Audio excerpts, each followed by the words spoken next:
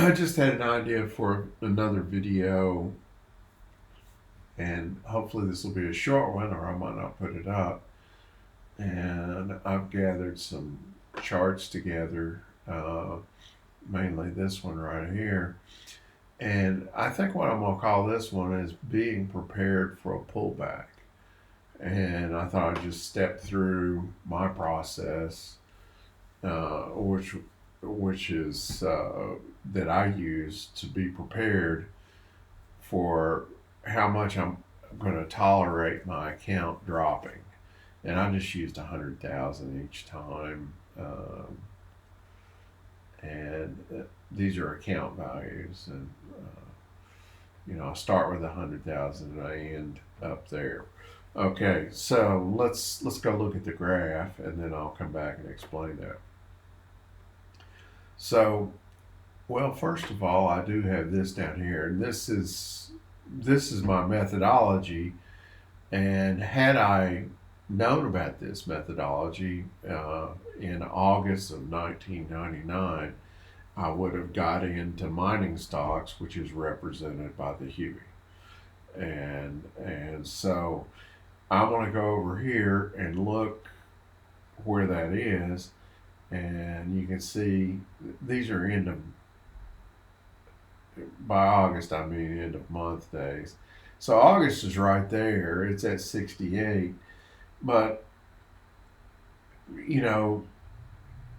I can't expect to get in exactly when the signal goes off. I would have been, potentially. What I'm going to do is I'm going to look at the worst case scenario and of going all in right there at 91 and getting out. Well, not getting out. This is actually what I would have experienced in my account as this thing went from 91 to 38. And of course, I've got that calculation over here. And this is this first one. And so I looked at that. And I said, well, man, that is brutal. If I'd followed my methodology, the first thing I would have seen is a nearly 60,000 drop in my account value, 58%. I guess I could change that to percentage, but I think you get the idea. Format, cells, percentage. I don't need the decimals. So a 58% drop potentially. So had I not done that, and of course I wasn't in this, I didn't notice this pattern that I'm using, which is one of the things I'm using. It's kind of the main thing. And I've kind of gone all in on this concept.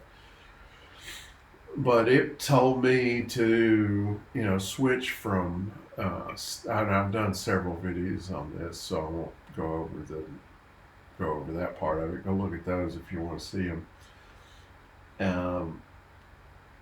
I would have, in September 2018, I would have gotten out of the traditional stocks, even though they still did go up, and I switched into mining stocks. And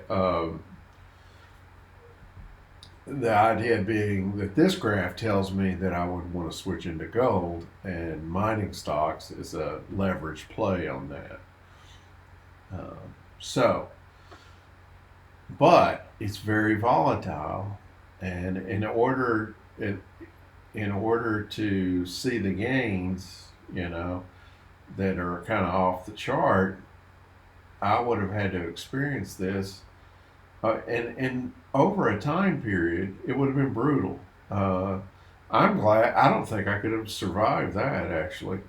That is from September 99 to November 2000. So that's very much like the duration of this, a year and a month drop right here, which I'm going to get to.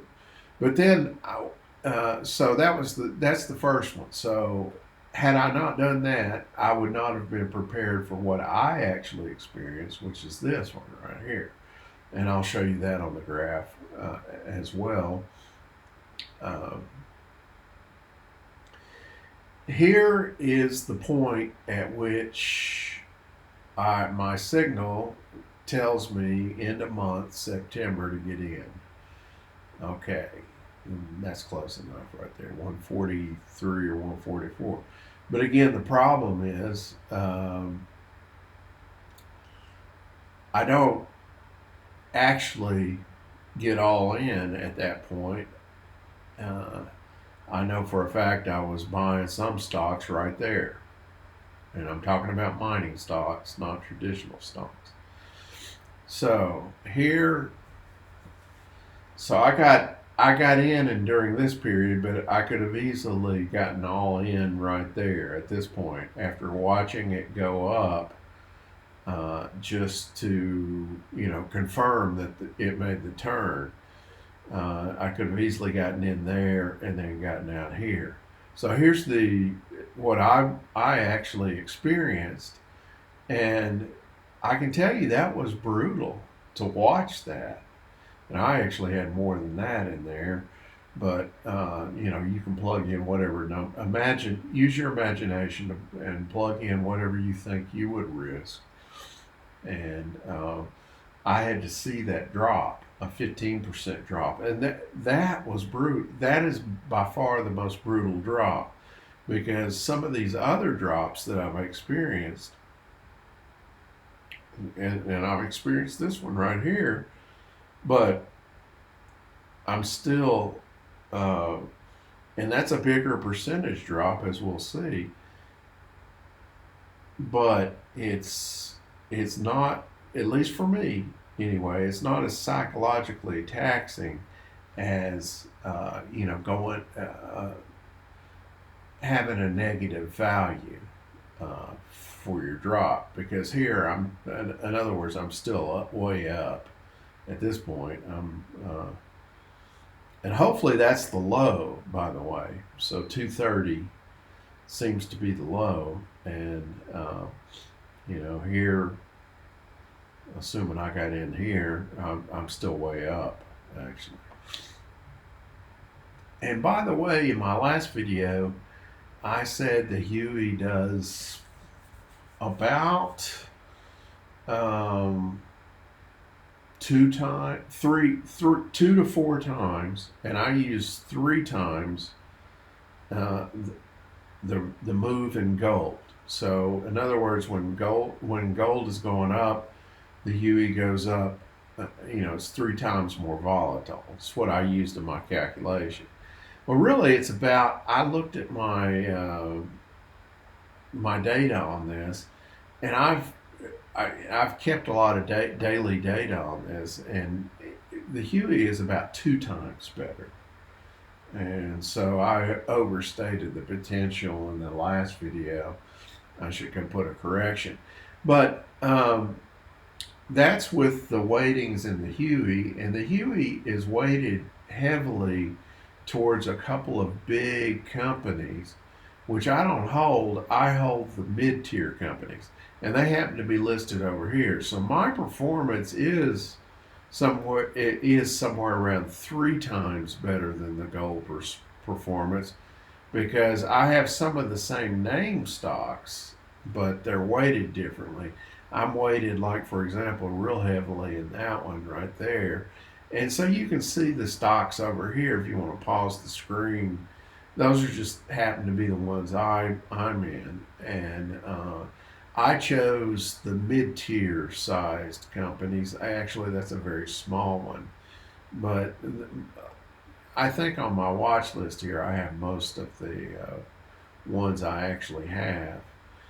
And the Huey is just a proxy, and I use it a lot, but it's not my actual weighting. So with my weighting, I have done better than the Huey, quite a bit better. So I'm running it 3 times what gold moves, and the Huey's running about twice what gold moves. And, so just as a rule of thumb, if you don't like the volatility, then you could go and look at gold, and you wouldn't make as much, but you wouldn't, when it turns down, you wouldn't have to go through the pullback, as big a pullback. It just depends on your own psychology.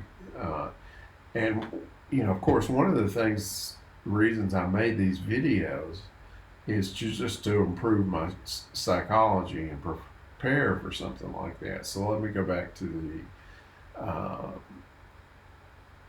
back here, and I thought what I would look at is this latest pullback. What if somebody, is watching my videos and they didn't, you don't have to get in right here. And I mean, that is anywhere along this line, you're eventually going to make really good money.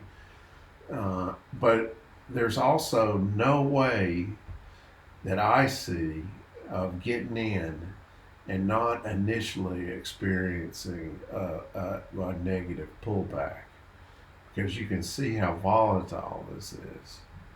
So the only way I know is to prepare for it. And of course, I'm already prepared for the possibility, using this methodology, of this type of pullback. So these other ones are less than that. And the theory would be, well, that's the one I actually experienced, which was not as bad as this one right here.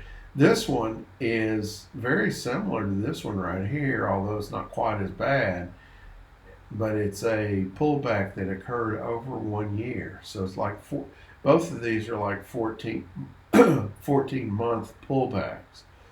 And this one would have been about a $35,000 negative that you would see on your account if you were weighted exactly like the Huey. And in fact, if you're weighted like I am, at least theoretically, you might have seen even more of a pullback. But the idea is to do the calculation and step through it and be prepared. That's why I call it being prepared for a pullback. And I think that's enough for this video. I do have some other charts here. I was apparently going to do something else, but I think that's, oh yeah, let me do this. Here is a compound interest calculator, and the reason I pulled this up is just to show why people are likely unprepared for speculating in something that's volatile like this, up and down, up and down. In order to get from the low point to a high point, it's emotionally taxing, because here's what we're used to. And let's see. Here's what we're used to for the past 30, 40 years. We've had a whatever you want to call it, maybe a bond bull market for 40 years, in fact. And so when you can go out and get 10% interest, and I've just plugged in some numbers. I said initial investments only 1,000 and 500. I mean, this thing would go through the roof. I put in a real big number there, but and I'm saying a monthly contribution 500. Well, let's just see what that looks like.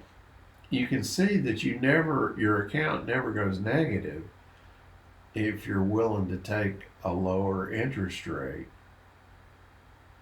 And over the past 30 years, maybe the average interest rate you could have got with aggressive bond laddering or whatever you want to call it, getting getting all the interest you could. It's been dropping over the last 40 years.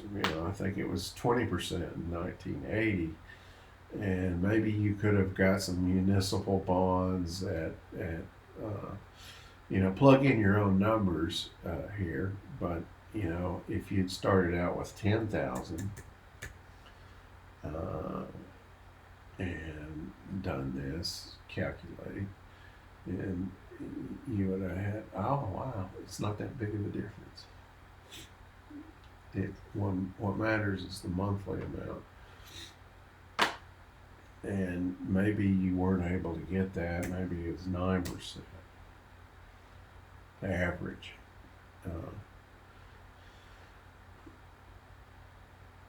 And you end up with about $1 million, which might be enough to retire on by doing that, and you don't ever have to experience the negative consequences of volatility because your account's just always going up. Well, the problem is that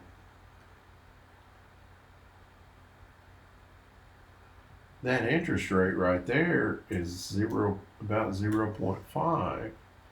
And so this is what pushes everyone into speculation, and they may not be prepared for it. And because we've been in an environment where you've been able to accumulate a lot of money, and that's probably not enough for retirement if you've been doing this for 30 years. Or if you're thinking about, retiring 30 years from now, so you're fairly young, you're getting pushed into speculation because of the low interest rates. And that's not even beating inflation right there. So that's why people are getting pushed into speculation. And my suggestion is that to do calculations just like the one I did, because you're now entering a world of high volatility, and you need to be prepared psychologically and emotionally for that. So I'll end up there. Good luck trading or whatever it is you're doing, speculating. And thanks for watching. And I'll catch you on the next one.